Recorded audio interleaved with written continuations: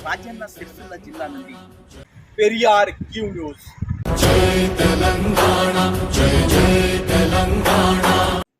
ముఖ్యంగా జిల్లాలో ఉన్న దివ్యాంగ సోదరులందరికీ తెలియజేయనిదేమనగా, ఎవరైనా కూడా ఏదైనా వస్తువు ఇప్పిస్తామని, లేకపోతే లోన్స్ ఇప్పిస్తామని, స్కూటీ ఇప్పిస్తామని, బ్యాటరీ సైకిల్ ఇప్పిస్తామని, ఏదైనా అనవసరమైనటువంటి వాళ్ళు డబ్బులు డిమాండ్ చేయడం కానీ, లంచం అడగడం కానీ ఏదైనా చేసినట్లయితే వెంటనే మనం ఏసీబీ వారికి కానీ, లేదా మా జిల్లా కార్యాలయంలో ఉన్నటువంటి గౌరవ జిల్లా కలెక్టర్ సందీప్ కుమార్ ఝా గారికి కానీ, లేదా మన కార్యాలయానికి కానీ సంప్రదించండి. వెంటనే వివరాలు చెప్పండి.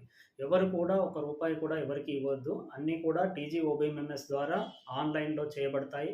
వచ్చినటువంటి దరఖాస్తులన్నింటినీ కూడా గౌరవ కలెక్టర్ గారు స్క్రూటినీ చేసి ఇవ్వడం జరుగుతుంది. సో ఎవ్వరు కూడా ఏ దళారి యొక్క మాటలను కూడా నమ్మవద్దు, నమ్మి మోసపోవద్దు. అనవసరంగా వారికి ఎలాంటి డబ్బులు ఎవరు కూడా ఇవ్వవద్దని మనవి చేస్తున్నాం.